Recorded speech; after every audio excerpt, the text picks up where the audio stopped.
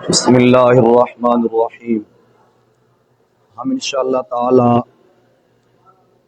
آپ تک ارشاد الصرف کے قوانین بالترتیب مثالوں کے ساتھ سمجھا کر آپ تک پہنچا رہے ہیں، تو آپ نے کوشش کرنی ہے کہ اس کو پورا سننا ہے تاکہ پوری بات سمجھ آ سکے۔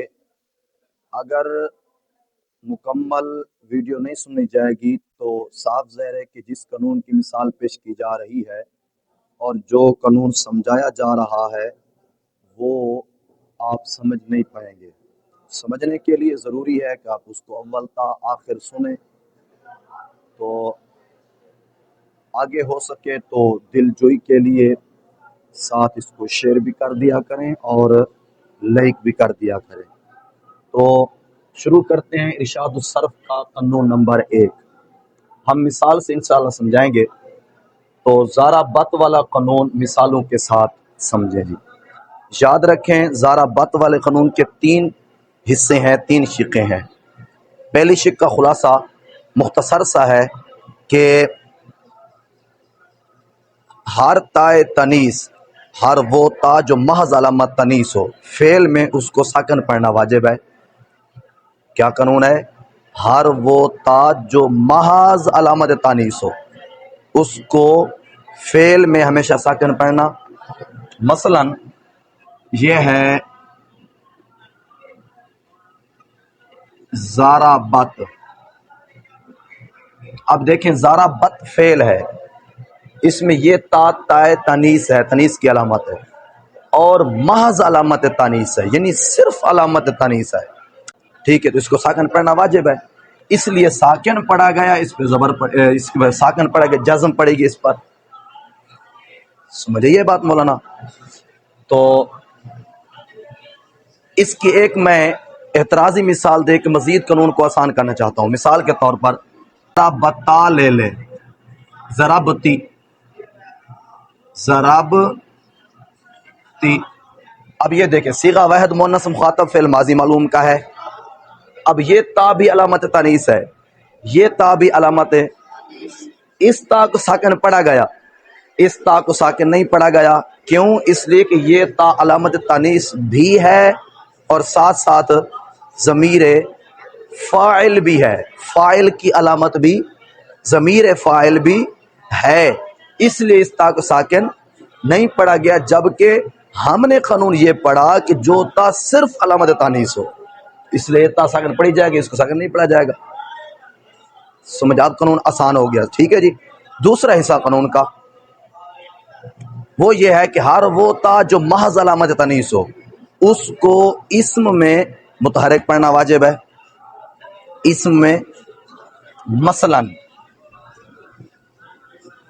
مثال کے طور پر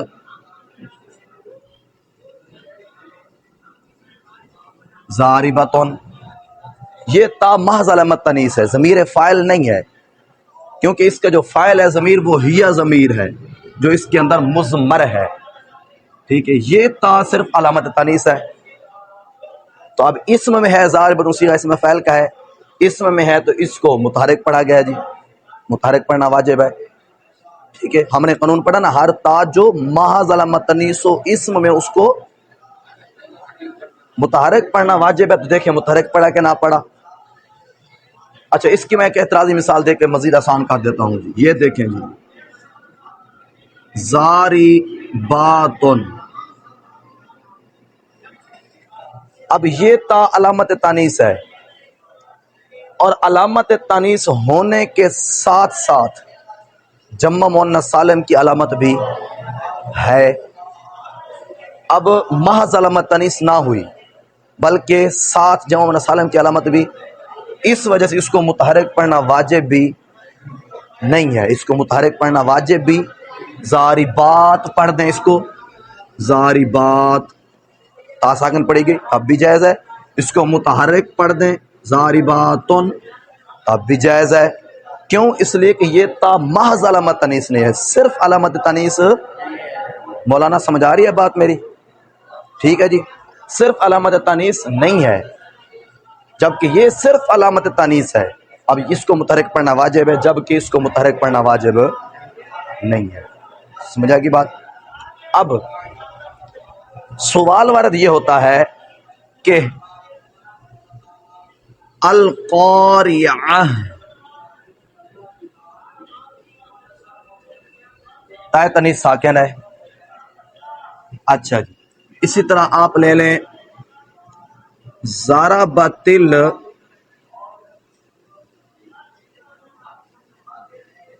یوم، یہاں تائے تنیث متحرک ہے. آپ نے تو قانون بیان کیا کہ اسم میں محض علامت تنیث متحرک پڑھنا واجب ہوگا، فعل میں تائے تنیث محض علامت تنیث کو ساکن پڑھنا واجب ہوگا. یہاں دونوں مثالوں میں تو الٹ نظر آ رہا ہے. ادھر ساکن پڑھا جا رہا ہے جہاں متحرک پڑھنا تھا، ادھر تا کو ساکن پڑھنا تھا متحرک پڑھا جا رہا ہے، تو الٹ نظر آ رہا ہے. تو اس کا جواب یہ ہے کہ بھائی عارضے کی وجہ سے ہے، یہ عارضے کی وجہ سے ہے. یہاں عارضہ لحق ہوا ہے کہ القاریہ پہ عارضہ ہے وقف کا، وقف کے عارضے کی وجہ سے تا کو ساکن پڑھا جا رہا ہے. لہٰذا یہ عارضی طور پر ہے، اصل میں اس کو متحرک پڑھنا ہی واجب ہے. یہاں وقف کا عارضہ ہے، اس وجہ سے ساکن پڑھا گیا. اور یہاں پر اجتماع ساکنین کا عارضہ لحق ہو گیا. کیسے کہ اصل میں تو تھا نا ضربت، یوں ہی ضربت کو الیوم سے ملا کر پڑھا، یہ الیوم والا حمزہ درج کلام میں تلفظاً گر گیا. اب تا بھی ساکن لام بھی ساکن، تو ساظر دو ساکن تو پڑھے نہیں جا سکتے. او کاکا دو ساکن تو پڑھے نہیں جا سکتے، لہذا پہلا ساکن مدہ نیکو کو حذف کریں. ہم پہلا ساکن غیر مدہ ہے. کلمہ کے آخر میں جس طرح کے آگے التقاء سکنین والے قانون سے یہ بات واضح مزید ہو جائے گی. ٹھیک ہے جی، لہذا عارضہ پیش آ گیا، مجبوری ہے. یہاں وقف کی مجبوری ہے، یہاں اجتماع ساکنین والی مجبوری ہے. بھائی مجبوری اور عارضے کی وجہ سے ہم یہاں پر تا کو کسرہ دے دیا، الساکن اذا حرک بالکسر کے تحت.